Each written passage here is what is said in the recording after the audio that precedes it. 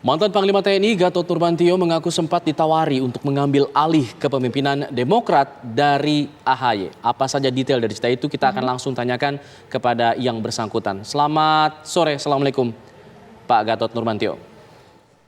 Selamat sore, selamat malam di sini. Assalamualaikum warahmatullahi wabarakatuh. Bung Alfat sama Pak Tisa. Iya, Pak Gatot mungkin bisa diceritakan lagi. Awal mula Pak Gatot ditawari untuk menggulingkan AHY pada saat itu. Ya, saya kenal dan bersahabat dengan salah satu dapat dikatakan orang yang berpengaruh di Partai Demokrat.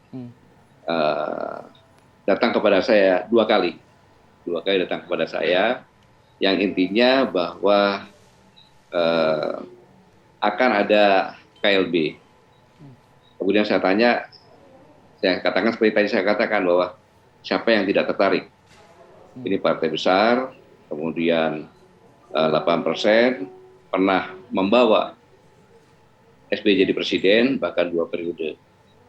Nah, langsung saya tanyakan, seperti tadi saya tanyakan, bagaimana prosedurnya?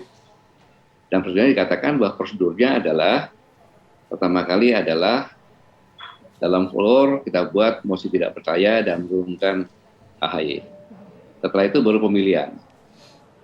Saya pastikan Pak Gatot terpilih. Nah, terus saya katakan, yang saya katakan tadi bahwa berarti harus menurunkan AHY. Nah, ini yang menjadi sesuatu hal yang bagi saya tidak bisa saya lakukan. Sebenarnya yang saya lakukan ini adalah suatu hal yang biasa bagi seorang militer.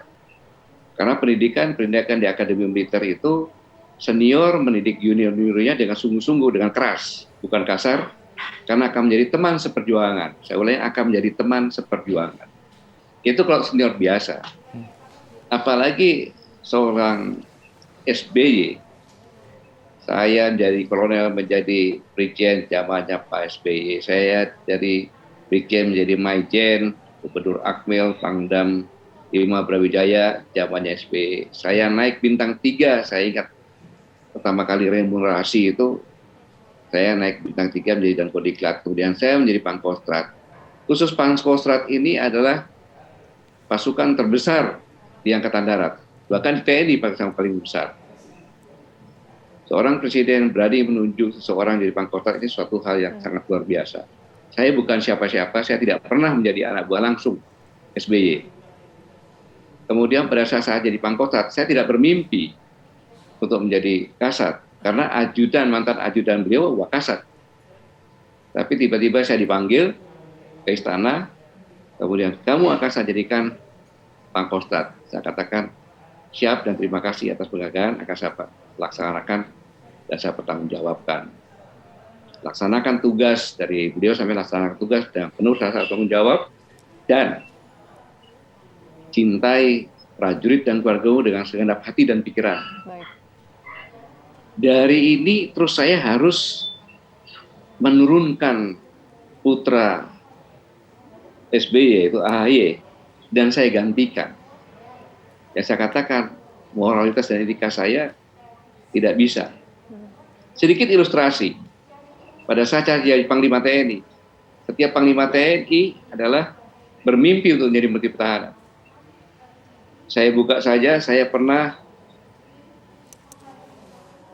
dari Menseknek mengatakan Presiden akan menjadikan saya sebagai Menteri Pertahanan. Dan saya sampaikan saat itu, saya sampaikan bahasa setiap Panglima punya mimpi untuk jadi Menteri Pertahanan. Tetapi karena saya akan menggantikan Jenderal TNI Purnawirawan Ria Mijaria Kudu yang menjabat sebagai Menteri Pertahanan, dan media melihat saya bertentangan, pada secara pribadi tidak ada masalah, hanya karena akan latihan di Laut Cina Selatan dan saya tidak mau.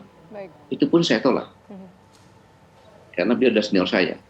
Dan yang saya lakukan ini bagi seorang perwira yang punya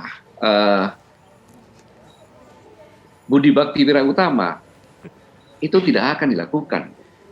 Itu yang menjadi alasan-alasan Nah, saya. Pak Gatot, maaf saya dengan potong. cerita yang pernah sampaikan. Ya. Pak Gatot, tadi Anda mengatakan salah satu orang Demokrat menemui Anda. Siapa orang itu? Apakah orang tersebut juga hadir wajahnya dalam KLB kemarin? Dan yang kedua, kapan itu ditawarkan kepada Pak Gatot? Saya pastikan orang itu ada di sana. Ya, saya pastikan orang itu ada di sana. Terlihat di kamera atau tidak, saya tidak tahu, tapi ada di sana. Kemudian itu 1 minggu sebelum pelaksanaan, 2 minggu sebelum pelaksanaan, kemudian 10 hari sebelum pelaksanaan. Oke. Sebelum 2 hari sebelum pelaksanaan KLB yang di Sumatera Utara ini atau bagaimana maksudnya, Pak? Jadi begitu AHY menyampaikan tentang akan ada kudeta, itu besoknya datang ke saya. Yang kedua, yang pertama sebelumnya. Oke. Nah, tadi Bapak katakan orang itu dipastikan ada di sana. Tapi apakah orang tersebut termasuk dari 7 kader Partai Demokrat yang dipecat? Oh tidak. Bukan dari mereka. Oke, yang datang ke Bapak ini hanya 1 orang ini saja untuk 2 kali pertemuan itu? Ya, dan ini orang sangat berpengaruh. Sangat berpengaruh. Tapi saya tidak bisa sebutkan namanya. Nah, berarti apakah orang tersebut sampai sekarang masih aktif di Demokrat? Karena Bapak mengatakan tadi bahwa orang ini adalah bukan dari 7 yang dipecat. Orang ini tidak di Demokrat sekarang ini, tetapi dia tidak dipecat. Saya ulangi, dia tidak dipecat, tetapi dia tidak aktif di Demokrat sekarang ini. Oke, Pak Gatot, tadi Anda juga katakan di wawancara yang viral itu bahwa Anda mengatakan, oh menarik. Nah, jika kemudian kondisinya tidak menggulingkan AHY, apa yang bisa kira-kira membuat Anda bisa untuk ikut dalam ajakan itu? Ya, kalau pemilihan biasa saja, kemudian saya ditawarin secara normal, tidak menggunakan AHY, tidak ada masalah. Saya bilang kalau itu ada petunjuk langsung dari SBY dalam kondisi emergensi ataupun apa, saya siap. Tapi kalau dengan KLB seperti ini saya tidak siap. Oke, baik. Pak Gatot, nanti kita akan lanjutkan lagi perbincangan. Kita masih ingin mengelaborasi kira-kira apa saja lagi yang diperbincangkan di sana dan kapan kejadiannya tadi sudah terjawab. Tapi lokasinya di mana begitu ya, dan segencar apa pada saat itu mencoba mempersuasi Pak Gatot. Tapi nanti usaha jeda berikut kami kembali sesaat lagi.